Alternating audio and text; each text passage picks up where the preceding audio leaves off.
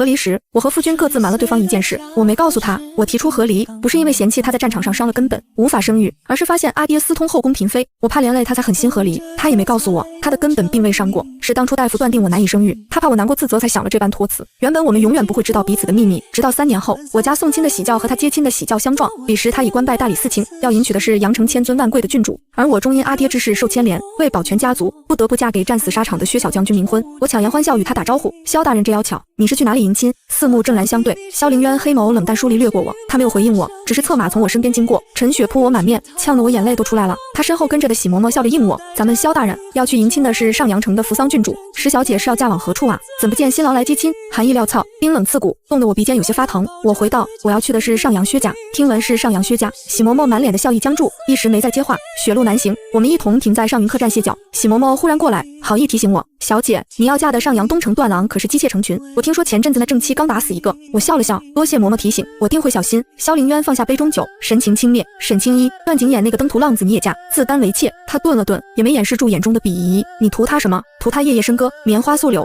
荒淫无度吗？当初嫁他时，我曾与他说，若要娶我，便永远只能有我一妻。我咽下已到舌尖的强颜欢笑，像咽下刀片。萧大人确实文采斐然，然而我的确是俗女一个。小雪扯住我的衣袖，悄声道，小姐为何不说，你要嫁的并非上阳东城段家，而是西城段家。西城段家那个刚死的段小将军，我要嫁的便是他。我与他不会有上拜天地，洞房花烛，只有封官合葬，婚事待成。见我沉默，小雪急切的低声都破了音。小姐都到此境地了，还要任由大人误会吗？为何不跟大人解释清楚3年前你同他和离的原因？说什么？说我发现阿爹私通后宫嫔妃，一旦被人告发，便是株连9族大罪。说我怕连累他，才与他和离。他于我而言是高悬的明月，我怎么舍得玷污那月光？3年前没打算坦白的，现在已要各自婚嫁时再去坦白，还有意义吗？我该怎么说？又该从何说起？思绪纷飞之际，萧凌渊扔下2块碎银，便起身要走。就在这时，客栈的门被一个衣衫褴褛的老乞丐撞开，呼啸的雪片如细刃，刮得人脸疼。外头风雪正盛，老乞丐捧着只破碗，黝黑的脸上沾满风霜。他拦住萧凌渊起时，大人，赏我碗粥吧，我不白吃您的，只需1碗粥钱，让我今夜在此地避避风雪。我上知婚姻劫难，下小疾病受沉，大人算一卦吧。萧凌渊面色冷沉，他从不信鬼神之说。喜嬷嬷是个有眼力见的，给那老乞递了碗粥，笑道，我家大人不信鬼神之说，这碗粥你拿去吧，只需你说句祝贺我家大人与扶桑郡主新婚的吉祥话。乞丐接过粥也不急着喝，端详着萧凌渊恍神道，可大人与郡主命中并无姻缘啊。喜嬷嬷脸色一变，一把夺回粥碗，好你个糊涂的老乞丐，敢胡说八道，我家大人与郡主情投意合，马场出狱便共历生死，郡主心爱的琉璃杯明珠首饰，大人无一不备，郡主更是亲手为大人绣靴绣荷包，2日后便是他们的婚期，怎会命中无婚约？我无意去听，可鼻尖却发了酸。和萧凌渊成婚3年，他还是个不解风情的武将，从未送我过珠钗首饰，我每次要用画本子来点他也只会笨拙把库房钥匙交给我，夫人想要什么自己去买便是。可如今他竟待郡主如此体贴入微，时间真是个好东西，让不解风情的人变得体贴入微。垂眸，我招呼小雪回客房，却被那老乞丐拦住去路。小姐，不如让老朽给您算一卦，只要1张饼就成。他径直伸手，从桌上抓了块烧饼就塞进嘴里，接着他咧嘴一笑，2年后小姐可得1儿1女，龙凤呈祥。小雪气疯了，扬声唤掌柜的出来管事，驱走这满口胡话的老乞丐。我却阻住了他，算了，他只是个可怜人，想讨口饭吃，他是为了求生才胡诌这些荒唐的话，他不知道我嫁的是个死人，不可能有孩子，没有人愿意说谎，只是事到临头，迫不得已。萧凌渊冷着脸转身离去，一枚雪玉平安扣自他腰间坠落，我呼吸瞬间滞住。我为他求的平安扣他还留着，那平安扣上还刻着我的亲字，我不自觉捡起它，追了萧凌渊2步。萧凌渊，你的东西掉了。萧凌渊身形微顿，衣袍翻卷，如风中芦苇般轻轻一颤，他漠然的回答随无情的风刺进我耳中，无用之物扔了便是。旋即挺直脊背，决然踏入长廊。我捧着雪玉僵立原地，仿佛连风也看不下去，帮着萧凌渊在嘲笑我坚若草芥的迟来深情。我顿在原地，凝着那道消失长廊的背影，胸腔独涌的一句话都说不出，压下满腔难过。刚回到房间的桌前坐下，我猛地吐出一口黑血，飞溅到那玉质平安扣上。小雪惊慌道，小姐，我去请大夫来。我虚弱抬起手，整张脸血色褪尽，没必要的，去也无用。上轿前，阿娘为我饮下的送行酒里下了慢性毒药，她怕我临阵脱逃，私自逃走，如果死成定局，我便再无逃生理由。我接过小雪递来的帕子，将平安扣上的血一滴滴擦拭，然后很小心将玉佩放在了嫁衣里。次日，待我继续启程时，萧凌渊已走了。马车上，小雪为我备好了暖手炉，她推开车窗往外看，感叹，小姐，这冰霜路好走了许多。萧凌渊先行，雪地里有被压过的车轮印，我们只需沿着车轮印走便好。轿辇缓缓向前，行至上怀关时，我书弟喊停了车夫，稍等，这里有个小村庄，我记得成婚第1年和萧凌渊打猎途径此处，我说这儿风光好，萧凌渊便亲自砍竹锯木，给我修建了一处小竹屋。他出征前带我来了此处，还同我许诺，阿柔，待日后战乱平息，四海升平，我便守着你，在小竹屋中共度余生，不会有机会了。我想最后再去看一眼，看一眼便当是我们共度余生了。红色的绣鞋踩在雪地里，沙沙作响。然而那小竹屋却早被烧成一滩灰烬了。我敛了泪意，要往回走。邻居大娘见我身穿红衣，从院门口探出头来：“小姐是新婚吧？祝小姐所嫁良人余生恩爱。小姐可否给老婆子一些喜果子，给孙孙解解馋呀？”她身后茅草屋里有小孩的吵闹声传来，我唤小雪回车叫上去拿喜果子。那大娘又问我：“小姐，您是要嫁去上阳吧？这上阳城最近喜事可多呢。最值得一说的是那大理寺卿萧大人总算得偿所愿，迎娶扶桑郡主。扶桑郡主14岁去赵国和亲，给萧大人留信说，希望萧大人能另娶他人。那萧大人真就娶了别人，不过好在命运眷顾，萧大人和离了，而扶桑郡主也终于从敌国回来了，他们也终于能重圆遗憾了。您和您的郎君也一定会白头相守的。”我正愣原地，冰雪落在我的额间，让我心生了凉意。所以萧凌渊娶我，只是为了圆扶桑郡主的一桩心愿。所以哪怕我在他最难过的时候离开，他也只说了一句：“愿在寻得如意郎君。”原是因为他不在乎啊，不在乎好啊，这不是就我期望的，从此风月再不相关吗？与他和离后的那年冬天，我冒着大雪上青城山祈愿，我祈求萧凌渊青云直上，大志得酬，祈求他心中无我，能再娶佳人。如今渐渐皆如愿，我该开心才是。我强勾了唇角，指尖紧攥拳心，艰涩道：“真好啊，祝他们百岁不相离，结发为飞鸿，百岁不相离。”我也得继续启程了。马车继续前行，刚行出几十里，马夫惊慌禀告：“小姐，前方山崩了，一时半会儿怕是不能通行。风雪渐盛，前方萧凌渊的侍卫们正在清理碎石，只能又停顿歇息。”小雪搀扶我进了附近一处山洞，避寒取暖。进了洞口，便见阴暗潮湿的山洞里已生了火，萧凌渊就坐在火堆旁，他的喜嬷嬷热情招呼我一同歇息，随后领着小雪出去抱柴，柴火霹雳，只于我与萧凌渊。我隔着燃烧的火焰，借着火光去瞧对面的萧凌渊，他微闭着双目，一身红衣，清俊俊朗。我们成婚时是在国丧期间，因不能大操大办，于是只能穿着寻常的衣服拜过天地，就算成了婚。那晚，萧凌渊与我饮过和亲酒，便同我保证，之后一定会让我穿上凤冠霞帔，他红妆十里替我补上婚嫁之谊。那天开始，我就在期盼，待我们穿上婚嫁礼服，会是如何模样。我心里涌起一阵悲寂，如今再着嫁衣，却是各自婚娶，再不相干。我隔着蹿高的火焰，就这样静静的失神看着萧凌渊。不知过了多久，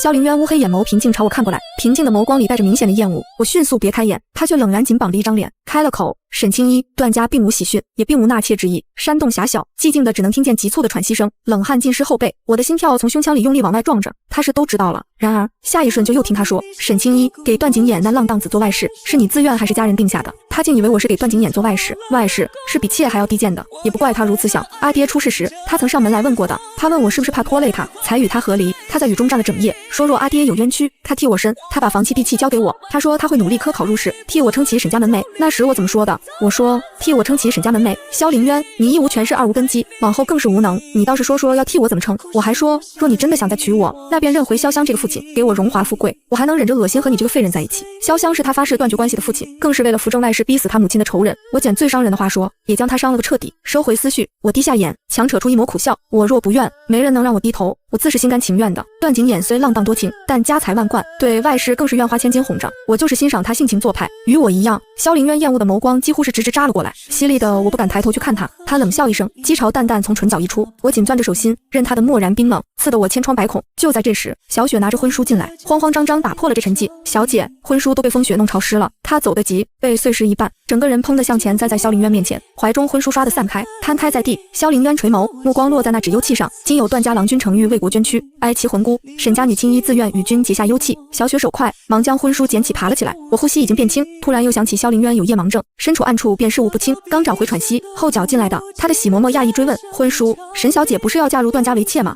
正妻才会有婚书呢。”我几乎是直接脱口而出：“是小雪的婚书，我替她在上阳乡看了人家，替小雪乡看了人家是真的。我死后便放她自由。”萧凌渊却是径自转了身，这让我面上极力维持的平静又显得可笑极了。风雪历历不停歇，丫鬟婢子们熬了一日，这夜终于支撑不住，横七竖八靠在洞壁边睡了过去。呼吸声渐渐绵长，我却全无睡意。洞外风雪声渐弱，洞内柴火霹雳，我浑身有些发烫，想吹些凉风散散热气。行至洞口，却发现萧凌渊已在洞壁旁，有些怅然失神，拿着酒壶仰头往喉腔里灌。我旋即往后退，想回山洞，却踩到了枯树枝，嘎吱一声，惹得萧凌渊回了头。我一眼便看到了他脖颈上那道狰狞疤痕，记忆翻涌而来。那一年祖母生辰，他陪我回府庆贺，祖母给姐妹们备了紧致布匹，我去的最早，却是最后被允许挑选的，捡的都是他们剩下的。几日后，我寝房桌上便放了一件华贵的云锦罗裙，我感动落泪，感动不解风情的我的郎君，懂我未曾言说的难过。很久之后，我才从他的同僚口中得知，那云锦罗裙是马球比赛的彩头，他脖子上那道疤痕便是那次打马球落下的。沈青衣，萧凌渊把我从回忆里拽了出来，我有些诧异。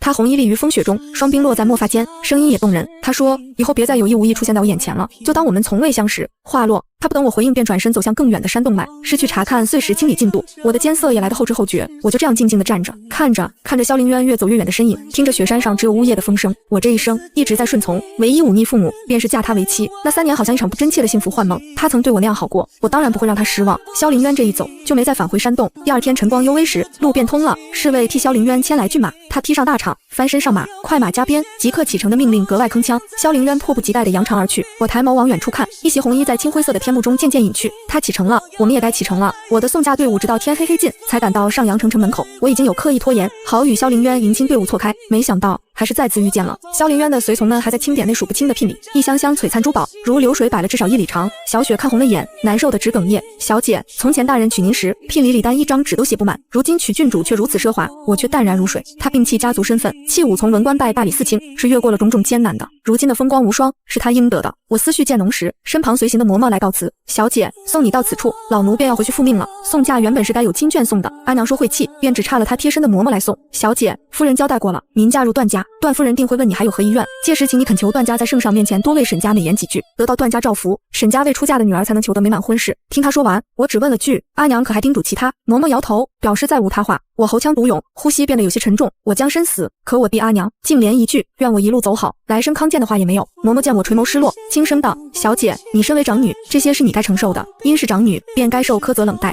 就连萧凌渊也跟着我受尽屈辱。因是长女，便该为了家族利益，牺牲我与段小将军冥婚。”大雪纷纷扬扬落着，我眼中氤氲雾气，淡淡应了一声：“知道了。”话音未落，城门口突然传来一阵急促马蹄声，抬头望去，只见一面容精致的女子提着狐毛大氅，笑着从车轿中跳下，直奔萧凌渊身前。萧凌渊，快看我给你带了什么！冰糖葫芦，可甜了，不消猜。如此金贵的定是奈扶桑郡主。他笑着接过，郡主怎么来了？天寒地冻的，按理今日郡主是不可见我的。郡主扯住他的衣袖，就着他的手，将冰糖葫芦送入他嘴里。可我想见你，快尝尝，甜不甜？他无奈宠溺地咬了一口，皱着眉说：“甜极了。”细细碎碎的雪还在下着，沾染我一身湿凉。从前我爱吃冰糖葫芦，也总变了花样做给他尝，可他总是拒绝。时间在走，人也在变。萧凌渊单手托起郡主的腰，横跨上马，勒起缰绳掉了头。恰时喧天锣鼓声响，段家来迎我的人马从萧凌渊马前过，执事者高呼一声：“奴等来迎接沈小姐。”迎接我的不是喜轿，而是一口漆黑棺材。扶桑郡主被那棺木惊到，短暂冲我投来视线后，旋即你没呵斥问来迎亲的执事：“你是哪家的执事？为何要用棺材来接？”执事立刻息地回话：“回郡主，奴才是段家的。”围观人群抑不住嘲讽：“段家那不都是喜轿进棺材出吗？你们这就有所不知了，是他那段夫人发了话，段郎君要在纳妾或养外事，只能用棺材去接。”扶桑郡主还想说什么，被萧凌渊阻了。他人要作茧自缚，你又何必浪费口舌？他很快纵马离去。我凝着萧凌渊远去背影，我想，若有朝一日，他知晓这是来接亲的棺木，亦是我死后的灵柩，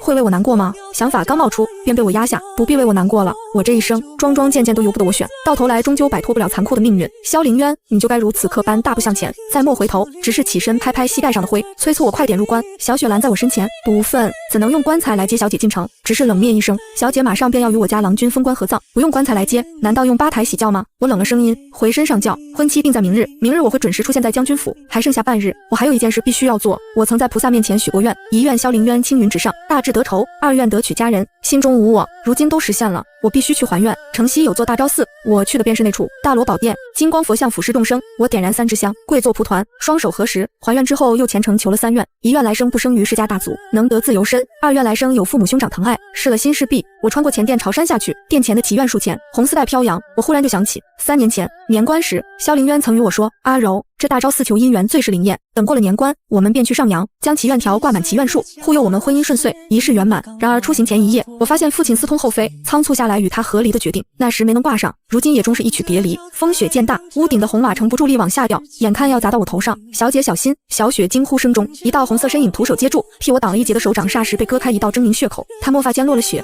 手心血滴落雪间，是萧凌渊。我道谢的话还未说出口，他径自侧身从我身边经过，侧脸冷然：“沈青衣，你来祈愿什么？祈愿荣华富贵，还是祈愿你与那浪荡子姻缘顺遂？”我没忍住，尖锐反问：“那萧大人又是来求什么？是来求撞剑如初，子嗣绵延吗？”他果然倏地青了脸色，到了嘴边的反驳又生生咽了下去。他想说自己的根本并未伤过，是当初大夫断定他难以生育，他怕他难过，怕他内疚自责，更怕他为了子嗣替他纳妾，便想了这般托辞。当初没说的，现在再说也多余。我硬撑着萧凌渊冷厉的背影走远，终于猛地呕出一口血，刺目的鲜红在皓白上开出一朵妖艳的花，雪还在纷纷扬扬落着飘着，总有一天雪会停，春日也会来临。萧凌渊，刚才所说说并非真心，方才佛庙前，我求的第3愿是愿倾尽我来世3生烟火，换你此生子嗣昌隆。小雪搀扶我起了身，我平静的要走，却被小雪拽住，她哭丧着哀求我，小姐，我们趁现在逃走吧，咱们逃得远远的，您为沈家牺牲太多，不该是您去替嫁的。她哭得悲寂，我该怎么告诉她说，世上身不由己，无法抗衡的事太多了，有时候死反而是一种解脱。我笑着用帕子替她拂去了发间雪，擦了她脸上珠泪。小雪，你想喝茶吗？以往每到冬日，小雪便总会给我烹茉莉花茶，她说茉莉花茶最是清甜，喝了热茶，寒冷的冬天好像也没那么难过去了。我问僧人寻了处香房，为她烹茶，烧炭取火，化开雪水，将茶水放入茶炉，洗了一遍茶还需再冲一遍，如此煮出来的茶水方能回甘。不过这次我还放了点迷药，亲眼看着她抽抽噎噎将一杯热茶饮下肚，等她醒来，一切都结束了，人归于尘土，都会过去的。待她趴在桌上沉沉睡去时，我将她的放集书、订好的婚契与封后嫁状塞进她袖中。我迎着风雪启程，夜色已深，风雪依旧不止。我想等来年，我或许也该化作这世间飞雪，清风朗月，真正自由。与此同时，另一边，从大昭寺返程马车上，萧凌渊眸色沉沉，眉间的阴冷浓的如树上霜冻化不开。风雪簌簌落下，扶桑郡主掀开车帘，满目洁白，心驰神往。萧凌渊，又下雪了，真好看。他目光不移望着远处未知处，突地问起一件往事。我听说3年前沈家出事，你跪在雪地求了潇湘整整1夜，让他保全沈家女眷。你血骨铮铮，曾发毒誓不再认潇湘那个爹，你爱极了他。高马上的男人沉默不言，仿佛没有听见。扶桑继续说，萧凌渊，我与你长兄各有苦衷，彼此错过数年，如今也破镜重圆，你当真要让自己遗憾终身吗？萧凌渊仍沉默着，脑海里却早已走马观花般放映起与沈清一的从前。爱时他的一颦一笑，分手时他的疾言厉色，重逢后他的冷寂淡然。和离这3年，他变了，他也变了。官场如战场，一路明枪暗箭，他是尸身血海闯过来的。他说想要荣华富贵，如今他有了。他若想要权势，他亦有保全他的能力。可同行3日，他还是一眼未曾看过他。他问过他是否自愿，只要他说他不愿，哪怕是虚假情谊，哪怕是机关算计，他也甘之如饴。愿红妆10里，重聘他为妻。甚至这一路，他身着红而不艳的这红，旁人瞧了便可知，他并非真正的新郎，他是踢坐轮椅的阿兄来迎亲的。如此明晃晃，且他都是知道的。他也未曾问过一句，一句都没有。他方才明白，过往一切他早已释怀，困在过去的只有他，被他撕碎了的他。他婚前便答应过他，只要是他想要的，天上星海比月他都替他寻来。他想清楚了，他既是真心喜欢那浪荡子，便由他来替他扫清障碍，护他余生周全。萧凌渊握着手心，那条被血浸染湿透，还没来得及挂上去的祈愿条，上面是他尊敬字迹，愿沈清一得偿所愿，事事顺遂。腊月18、40，扶桑郡主热热闹闹出了阁，上了萧凌渊带接亲的喜轿。红妆10里，送亲队伍浩浩汤汤，所有的人脸上都布满喜色，唯有萧凌渊除外。他眸色沉沉，表情冰冷，仿佛寒了冰茶。与沈清一成婚时，他已与相爷父亲决裂，只是京郊名不见经传的小小教头，囊中羞涩，捉襟见肘，便卖了母亲留给他的遗物都写不满一张嫁妆单子。又适逢国丧，两人是着青山拜的堂。那日，他与他发誓，日后定要他穿上凤冠霞帔10里红妆，为他补上婚嫁之仪。成婚3年，他未有一刻忘怀。然而就在昨日，他那般视若珍宝的人，却被人用了漆黑棺木接亲。他就那般爱他吗？如此屈辱也自愿忍受。遇刺的勒马黄浆让他钻遍了形，想不通，理还乱，索性从思绪中果断抽身。正然回神时，忽见巷口一口黑棺缓缓而出。骇人的是，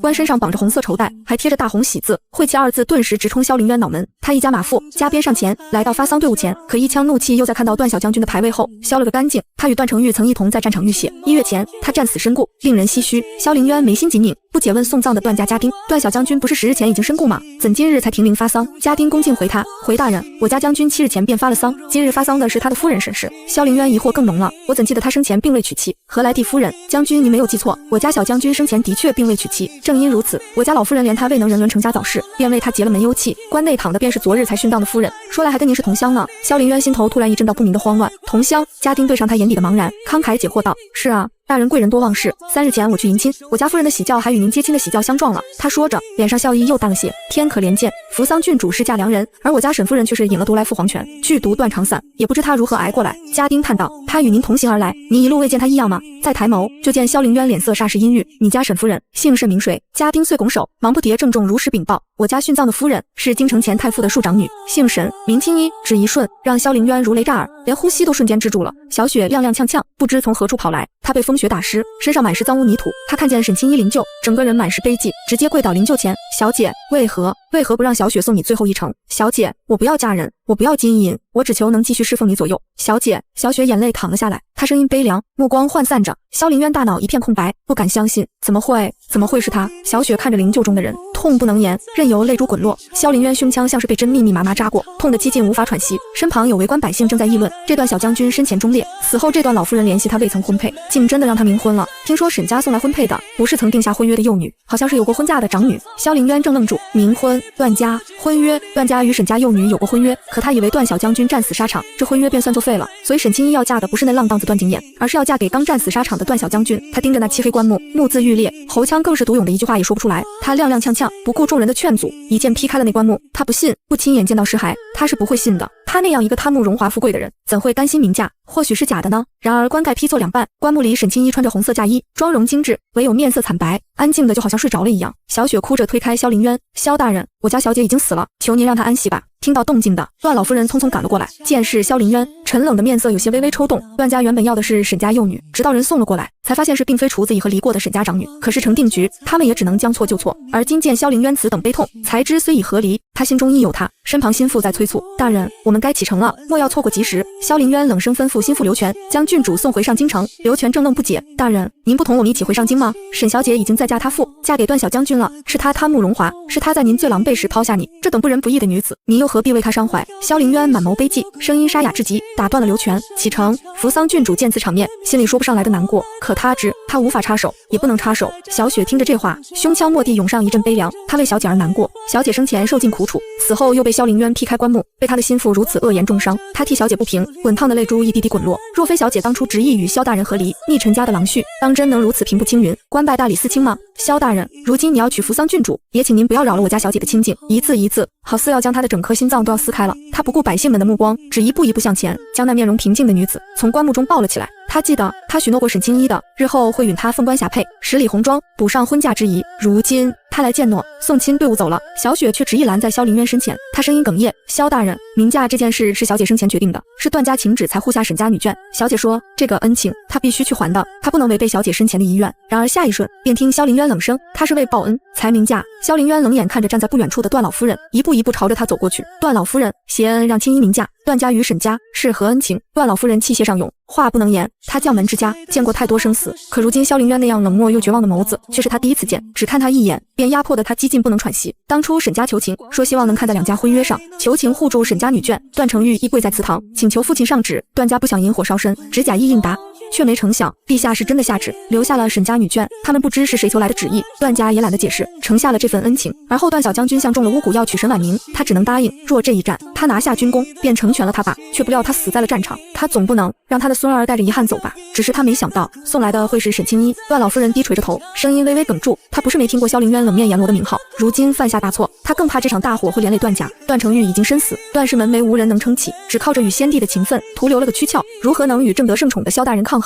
他只低头认错。萧大人，千错万错是老夫的错，可老夫实在不知送来的女儿是沈清一啊，与我孙儿有婚约的人是沈婉宁。萧凌渊眸色淡漠，声音比寒霜还要动人。段家的债，我择日自会来讨。只一句，便让段老夫人遍体生寒。她冷着一张脸走了。她看着怀里的人儿，如今重要的是将青衣带回家，带回他们的家。身后，老奴仆搀扶着踉跄倒下的段老夫人，问为何？老夫人不同萧大人说，沈小姐明嫁的真实原因。段老夫人剜了那老奴仆一眼，老奴仆瞬间不敢说话了。萧凌渊随行的大夫看过沈清一后，回禀萧凌渊大人，沈小姐体内是有2种毒，一种是刚服下不久的鹤顶红，体内还有一种慢性毒药，应服下去有些时日了。马车上，萧凌渊看着怀里的人，他初见沈清一是在上元灯节，他戴着面具，猜灯谜，无数才子聚集，竟被他夺了魁首。他对他心生去意，追上前，却见少女摘下面具，提着花灯，和身旁的婢女笑说：小雪，这花灯我可给你迎来了，花灯节的事你可要保密，上京城的风雪有些盛大。那一刻，他却怔住了，风雪好像吹乱了他的心。沈清一要嫁他时，沈家是不知道萧凌渊的身份的，于是百般阻拦。可沈清一只问了他一句话，他问萧凌渊，你待我可是真心？你日后只能有我一妻，你能否做到？他紧握住他的手，说：我对汝之心，天地为证，日月可见。只有这一句，沈清一忤逆了父母，决然嫁给了他。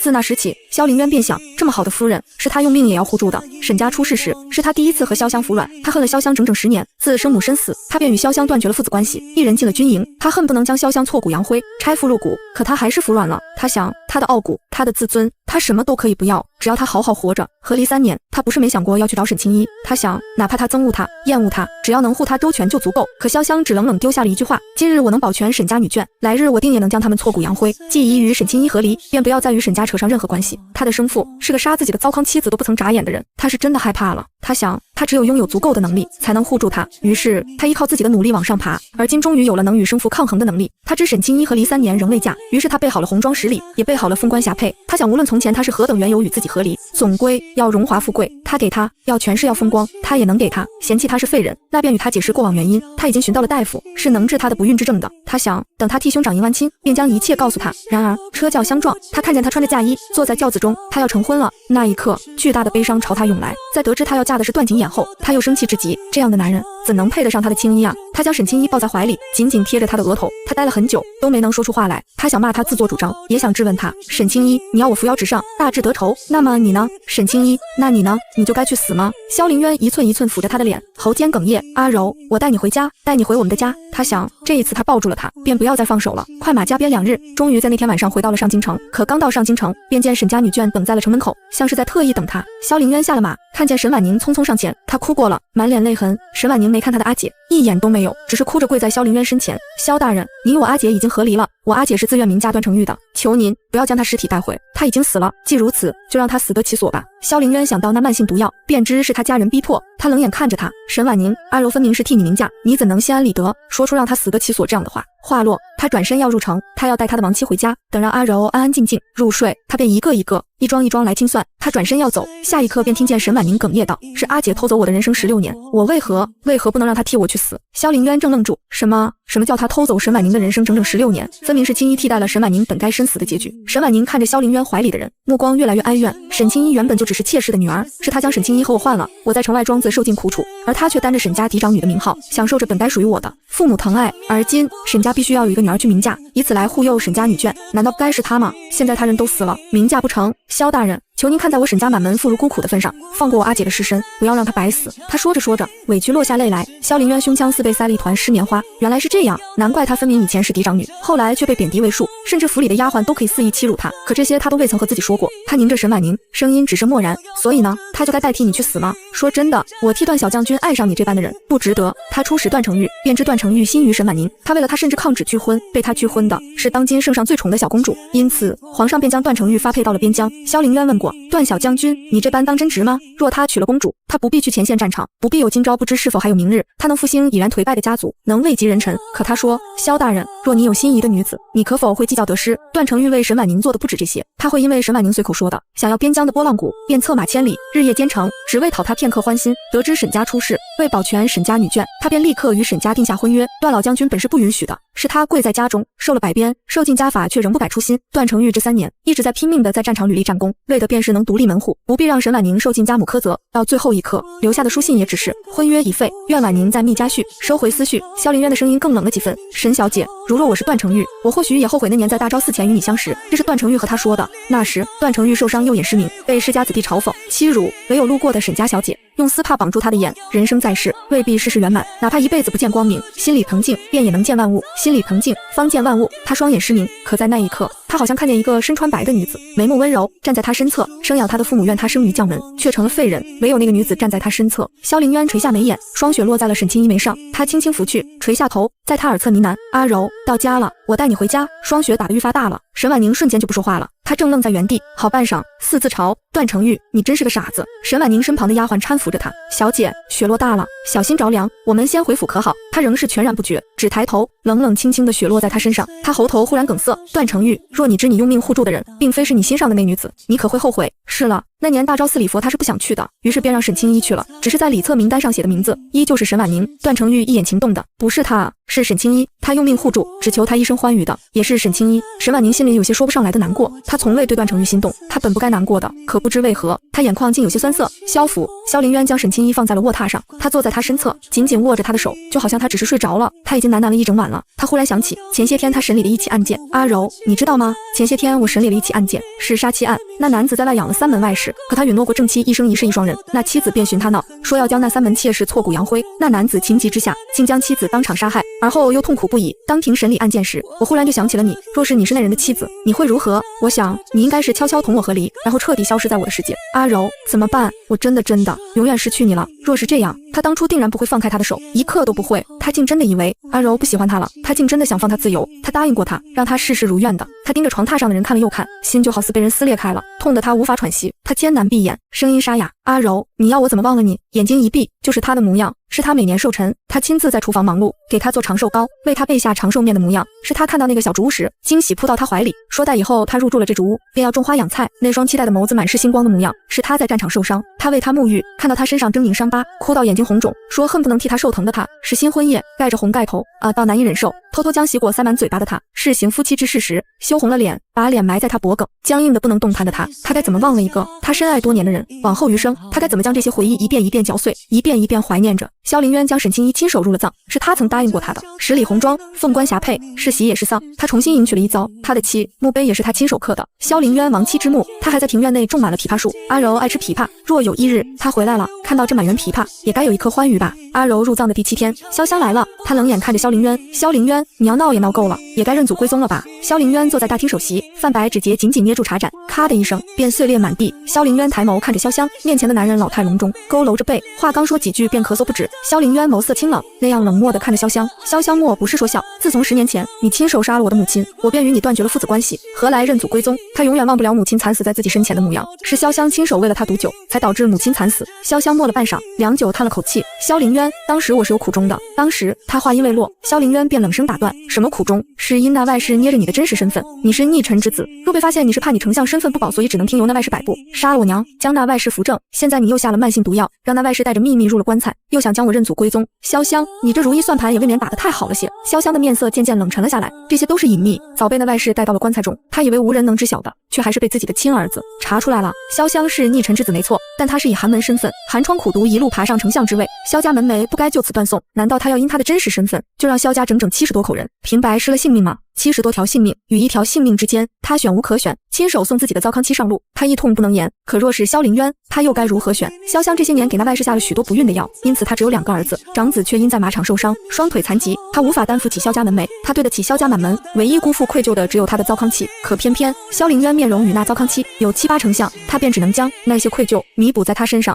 潇湘不是不知道萧凌渊放不下那沈家长女，只是他却不想让萧凌渊去淌那浑水。沈家的事绝不是私通后宫嫔妃那样简单的，稍有不慎，萧凌渊都会失了性命，甚至萧府满门都可能会被累及。他不能眼睁睁看着萧凌渊送死。潇湘如今身体已经垂危，他必须将萧家托付给他，只能让他认祖归宗。可萧凌渊仍是不愿，他原是想用沈家女眷逼迫的，毕竟是沈清一生前宁愿用性命相护的。可看到他这般悲伤的模样，他忽然想通了，他不能让他的母亲为萧家满门而死，此刻又让他唯一的血脉为萧家满门做违背心意的事。他沉沉叹息一声，终是转身离去。潇湘刚走，萧凌渊的心腹刘明前来复命，萧大人，段家提出要冥婚的2人已经中毒身亡，现在只剩沈家那些提出要夫人替婚的人了，要属下动手吗？萧凌渊高坐上位，穿着绯红官服，眸目清冷，唯有神色中带着破碎感。他轻轻晃动着茶杯，便有一副运筹帷幄的贵公子的模样。他轻声道：“该杀的。”然而下一瞬便听心腹刘明迟疑着呈上一封信纸：“大人，另外我重新调查了沈家，请您过目。这是沈家满门被流放的真相，也是沈清一宁愿和离也不愿拖累的真相。”萧凌渊怔愣接过书信，上面写着的是沈大人与宣妃的书信往来。原沈大人是一名清正的太监，太子12岁时便欺辱过臣妻，那人乃御史台大夫陈墨白，而后一纸状告上报朝廷，可换来的是为保全皇家尊严，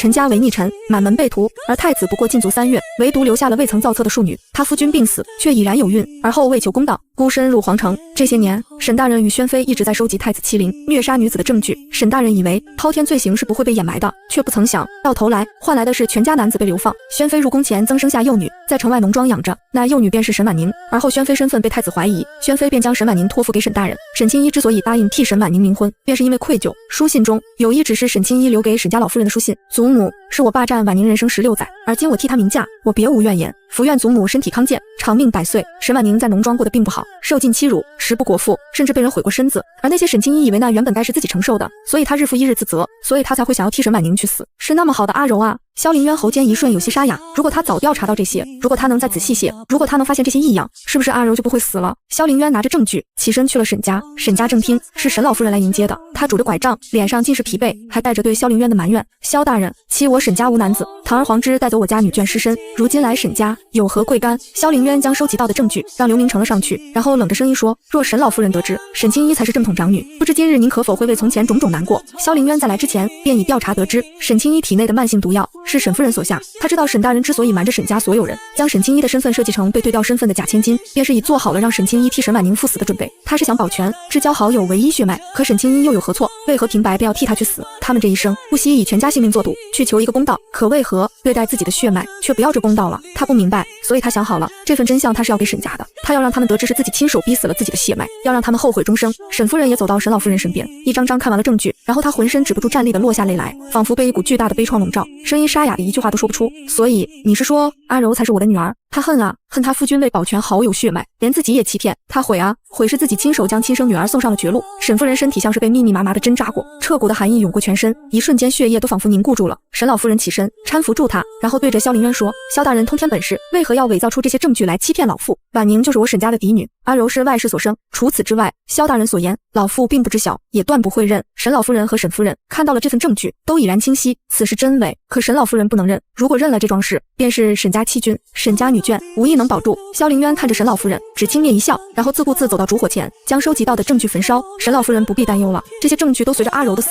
都一同消失了。你们该庆幸，阿柔纵这些年从未得到过家人的疼爱，可在死前，她最挂念的还是你们。她声音越发凄冷，从阿柔离世后，她什么都不在乎了，什么沈家女眷，死便死了，与她何干？可她害怕沈清一会责怪自己，既是她所愿的，便遂了她的心意，让沈家女眷健康顺遂的活着。只是他们不能那样心安理得，她要他们如沈清一生前那般自责愧疚。说完后，萧凌渊便转身走了，身后沈夫人直接瘫软在地。阿柔是她的亲生女儿，所以她都对她的亲生女儿做了什么？她记得阿柔幼时爱吃枇杷，她精心种植枇杷树，枇杷果子结满的时候，她总开心雀跃地缠着她要摘果子。可后来沈婉宁回来，她说她枇杷过敏，沈家便一棵枇杷树都没再留。她想起沈清一自作主张和离时，她对阿柔也只有埋怨。她说若非你嫁这般无用之人，怎会保不住你的阿爹？阿柔瞬间就不说话了，只说我不和离，难道要让他和我一起送死吗？她说阿娘，只求你这一桩遂了我的心愿。她想起她在送行的糕点中给她下了慢性毒药时，阿柔就那样悲戚地看着她，泪流满面的一口一口吃完。她说阿娘，我已经许久未曾吃过您亲手做的糕点了，很好吃，我很喜欢。眼泪混着糕点，又苦又涩，怎会好吃？可那时的她只是冷声斥责沈清一，若要怪就只怪你那妾室母亲，你让我的婉宁受尽苦楚，如今用你一条命来还，以示善待。她一顶轿子自后门而出，她一眼都未曾看过她，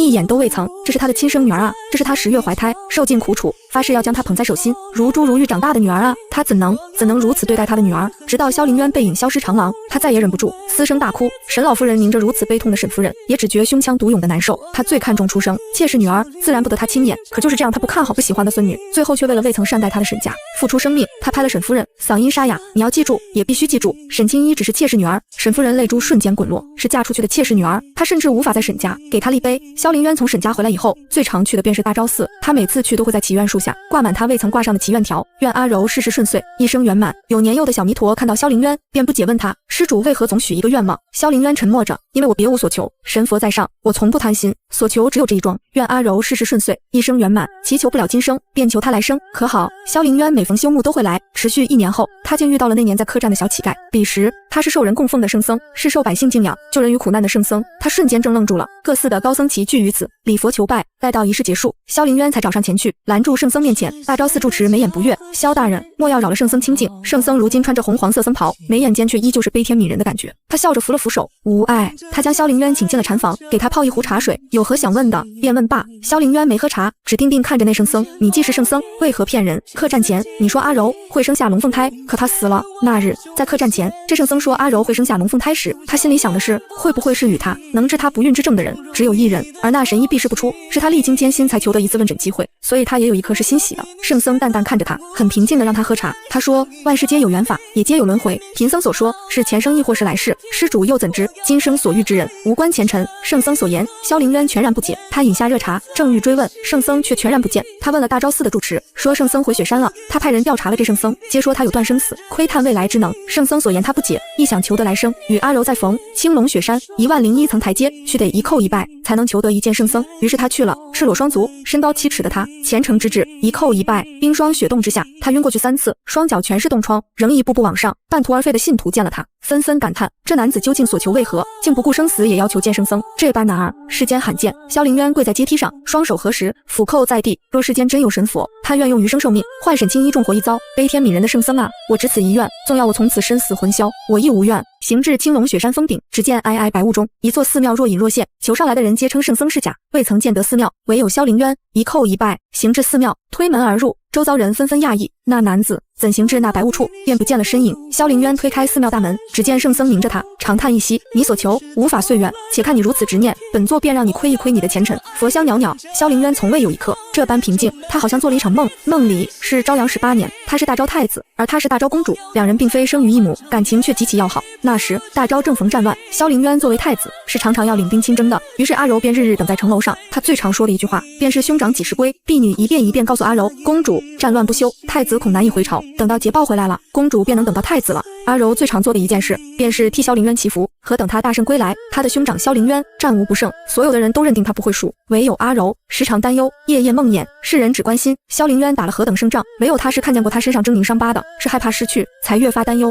战场上的是他的亲人，亦是他在乎的人。朝阳18年冬，陛下为阿柔寻了一些郎君，说阿柔到年纪了，也该出嫁了。阿柔哭了整整一夜，陛下笑话：“太子是你兄长，你总不好天天缠着你兄长。”于是陛下给他寻了许多郎君，才学盎然的崔家嫡子，清风傲骨的文臣，出自寒门的状元郎，唯独没有武将。皇后问陛下为何不曾有武将，陛下无奈答：“战场无眼，我只愿阿柔此生得一如意郎君，能岁岁欢愉。”可阿柔一眼都未曾看。那夜回去，婢女替阿柔点了烛火，闻着檀香。婢女问：“今日陛下寻的郎君，个个都是容貌家世鼎鼎好的，为何公主一眼都未曾瞧？”阿柔躺在床榻上，侧过身去，他没有回答他。在这世上的男子只有两种，兄长和旁人。等年关时，捷报抵达京城，阿柔便开心雀跃，兄长没骗人，他每逢出征，便会为他寻些符文来摘抄。上次是上林赋，这次是子虚赋，今日他的符文刚好抄完，兄长的捷报便已抵京了。他披上了粉色的大氅，又让丫鬟婢子为他整理了着装。他站在城楼上，望着，等着，盼着。然而兄长的车马刚至城门，他便听百姓议论，这便是我们大昭的战神，无数京都贵女的梦中情郎。可惜啊，可惜，圣上已经为他指婚了，千娇万贵的丞相嫡女，两人真是相配。这丞相之女沈婉仪国色天姿，才学更为女子典范。若问世上谁可堪与太子相配，也便只有沈氏婉仪。阿柔听了这话，心中独涌又酸涩。兄长入城时，像赌气般，他没去迎接，去迎接的是沈婉仪。二人城门口攀谈甚欢，阿柔心底像是啄了一下，难以隐喻的在痛。婢子问：“公主不去接殿下吗？”阿柔转了身，不去了。他下了城墙，便见萧凌渊高坐马背，似在等他。他嗫嚅，不愿唤他皇兄。他似笑非笑，一张金贵冷漠的脸，更清瘦也更冷峻了。阿柔，皇兄回来了。他静静地说着：“我带你回宫。”他说了这话，便拉着他上了马背，他的前胸贴在他的背上，气息灼热，他不觉间像是以虫在噬咬他的心。阿柔回了头，他看着兄长说：“你要成婚了。”萧凌渊正愣了瞬，声音沙哑：“阿柔不愿我娶。”阿柔咬着唇，心像是被刺了下。他说：“京城中人人都传父皇给你赐婚了，可为何世间所有的人都知道了，却唯独我不知道？”冬雪纷纷扬扬落着，好像落在他的心上。半晌，他终于出声：“等阿柔嫁出去，皇兄再娶。”他的声音像是被打磨过的沙粒，淡淡的轻轻的。年关前，丞相之女便嫁了人，是清河崔氏的嫡长子。阿柔不知这其中是否有萧凌渊的手笔，他只欢心皇兄不必娶了。那日，丞相嫡女成婚，他去了，将他无比珍视的翡翠玉镯送给了丞相嫡女。那女子谢过恩后，问他：“公主，臣女有疑问，上京城有无数郎君，公主为何不愿嫁？”阿柔正愣住了，好半晌才说：“我还不想嫁人。”那女子停退了婢女，又问：“公主是不愿嫁，还是想嫁的人不能嫁？”阿柔沉默了，他不知如何回答，到底是不愿嫁，还是想嫁的人不能嫁？这几年，他从不敢说起这些话题，更不敢有任何妄念。他怕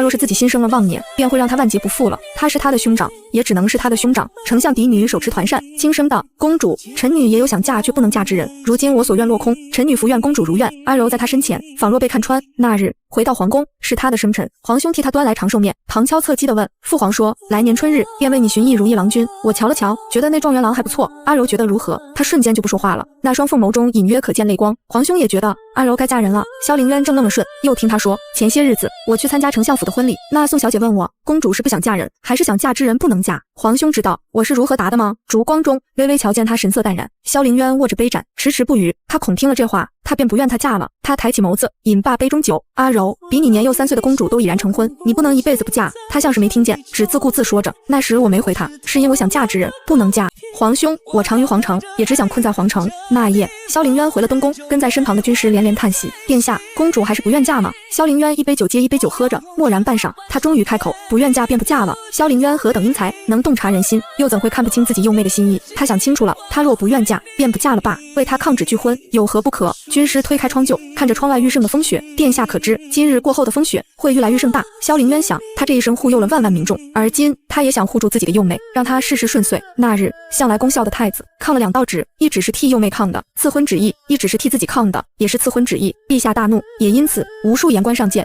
恐太子与公主兄妹有染，乃皇家耻辱。朝堂中言辞愈发激烈。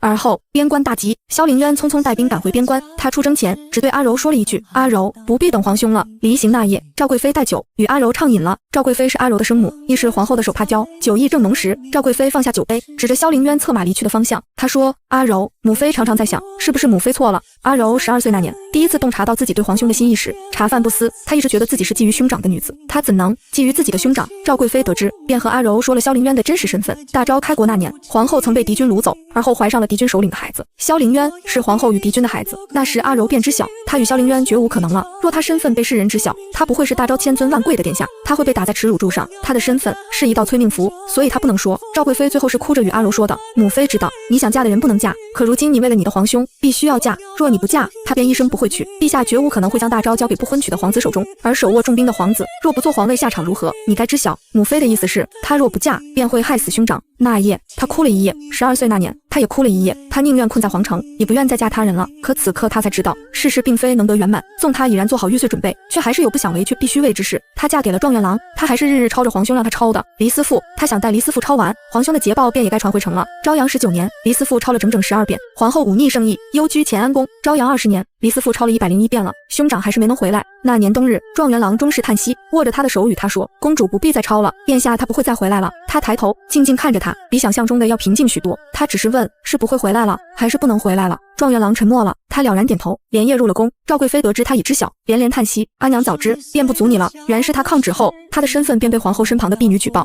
为的只是出宫机会。那婢女不知，皇后之所以留他在宫中，便是早有提拔他做女官之意。那一战不是出征，是他该走的断头路。阿柔悲泣的一句话都说不出。他问皇兄是如何死的？赵贵妃将他抱入怀中，声音哑涩：“在水牢49日，受尽鞭刑，而后被烈火炙烤，身上溃烂伤口被一刀一刀剜了下来。”阿柔痛不能言，捂着胸口，只觉得同样的痛他也在承受。赵贵妃紧紧抱着他，阿柔若想哭便哭出来，可阿柔只是捂着胸口，竟一滴泪都落不下来。赵贵妃滚烫泪珠一滴滴滚落，她说：“阿柔，对不起，对不起，若早知如此，母妃便不该阻你的，哪怕是受尽世间冷眼的兄妹苟且，也好过为了彼此生生忍受，历尽千难万阻，唯愿对方平安顺遂，最终却还是阴阳两隔。至少他们曾经是有片刻欢愉的。”殿外的风雪更大了，阿柔只一步一步迈向风雪中。黎思赋是王夫写给妻子的信，这是皇兄给他的回应，已然足够。他一步一步来到了大昭寺，在这殿中，他求了无数次，愿皇兄平安顺遂。而今生已尽，他用余生受命，求来生能与萧凌渊有夫妻情分。昭阳22年，公主生下一儿一女，龙凤呈祥。所有人都以为阿柔走出来了，可他抛弃了柚子，孤身去了大昭寺。他用余生受命所求，来生能与皇兄有夫妻情分。纵只是3年，他也认了。公主日日跪在神像前祈求。昭阳23年，公主跪在神像前，心脉尽断而死。萧凌渊从梦中醒来时，大汗淋漓，他心痛不能喘息。这3年夫妻情分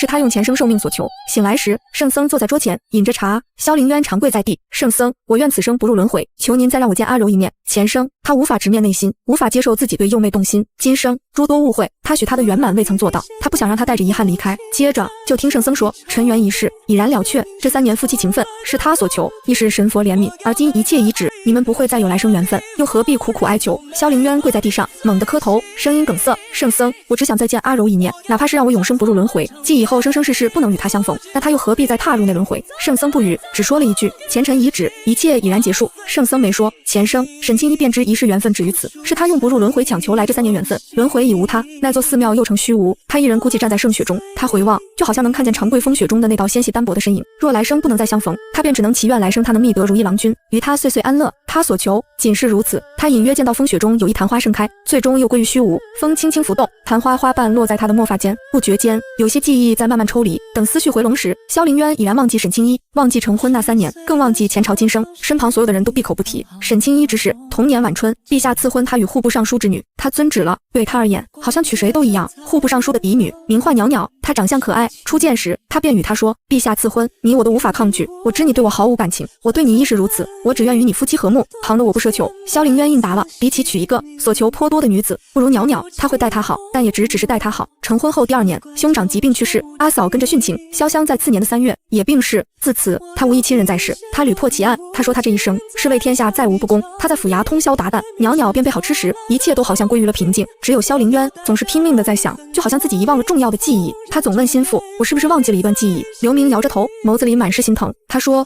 大人说笑了，比起让他想起那段痛苦回忆，不如从此忘了地干净。袅袅被唤回了家中，阿娘责备：你嫁给萧大人已有2年，为何这肚子迟迟不见动静？袅袅抿唇不语，她与萧凌渊还未有过夫妻之实，这肚子如何才能见动静？阿爹斥责：唯有了子嗣，才算在萧府立住脚跟。朝堂动荡，东宫之位岌岌可危，稍有不慎，朝官们都会满门被屠。唯有萧凌渊，襄府唯一血脉，而相爷是陛下生死好友，也因此，无论那把火如何烧，都不会烧到萧凌渊身上。这便是袅袅嫁萧凌渊的原因。袅袅那夜回去，便备下晚膳，难得喝了些扶桑酒，她不过喝了些酒，脸上便有了些红晕。萧凌渊不解，夫人今日可是有何喜事？袅袅羞红一张脸，只觉难以启齿，却还是鼓起勇气，命婢子吹了烛火，点了香薰，而后又卸了珠钗。夫君，你我成婚已有2年，也该有个子嗣了。轻纱微微浮动，她站着萧凌渊身前，慢慢褪去外衣，然后依着阿娘寻来的那叫席嬷嬷一般，缓缓勾上萧凌渊的脖子，而后咬住他的耳根，轻轻的、缓缓的在他耳畔喘息。萧凌渊不为所动，他便扯住他的手，慢慢扶上他的腰肢，而后是脖颈，再然后是那胸涌处，他慢慢的摩挲着，手指慢慢划过他的喉间，然后在他胸膛前打着转。下一瞬，他终于出了声，他抹去了他滚落的泪痕，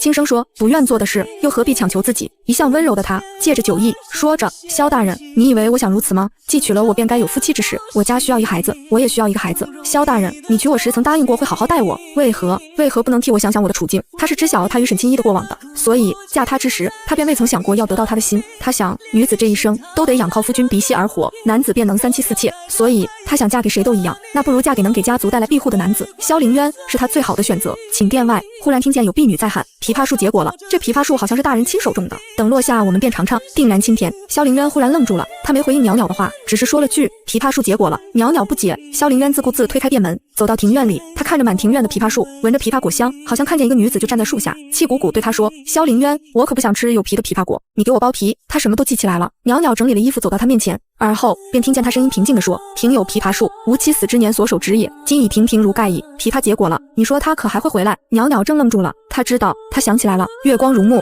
他那双眸子死寂一般的灰，然后就听他嗓音嘶哑地说：我怎么能忘记他？怎么能？袅袅不说话了，只是沉默着回了寝殿，汹涌的泪水夺眶而出。他只是替他难过，难过分明彼此相爱的人，如今要阴阳相隔，他只是难过，为何这世上偏要有如此多的不圆满？他能理解他的，真的能。他所爱之人是府内侍卫，最后爹娘却将那侍卫沉了塘。那之后，他日日后悔难过，是他爱上了不该爱的人。这世道便是如此的，怪他生了妄念。这世上多的是身不由己，多的是悲痛过往。袅袅想，若有来生，他愿不再是世家女了，他只要他的小侍卫。萧凌渊连日入了宫，他求了2道旨意，一道是他辞官，一道是为户部尚书求来国公之位，位列3公。日后朝堂无论如何动荡，都定会权衡。陛下又恼又怒，却又无可奈何。他不知如此的青年才俊，为何却偏偏为情所困，受缚于己。可他所求，他还是允了。而后萧凌渊便去了王妻墓前，他带着已然成熟的枇杷果，他是若珍宝捧至他墓前。阿柔，枇杷结果了，我本想叫你来吃，却恍然发觉你不在了。你这一生所求不过我青云直上，平安顺遂，可我所求也只是你事事如愿。阿柔，我若是没了你，这一切都没了意义。前生他在水牢受尽酷刑时，只觉遗憾，遗憾未能脱口的真心，而今他又觉遗憾，遗憾他从未厌弃过他，却偏偏让他生了误会。早知这一生夫妻情分是他强求来的，纵使他一刀一刀在剜他的心，只要他愿意，他可以做那个地刀人。若与他再不能相见，他便也不愿再入这轮回了。秋风萧瑟，梧桐叶飘落满地。萧凌渊死在王妻墓前，坟墓前长了一株昙花，随风飘散。不远处，圣僧猝然闭眼，长长叹息。跟在他身旁的弟子问：师尊为何会凡人伤怀？总归世间皆有因果，圣僧是神佛，可却也被此等遗憾错过而感叹，无关因果，只是痴情如此，最终却还是要遗憾错过。可这世间一切已有定数，那3年已是他化去500年功德所求。秋雨帘幕，他回望此处，故人何在？烟水茫茫，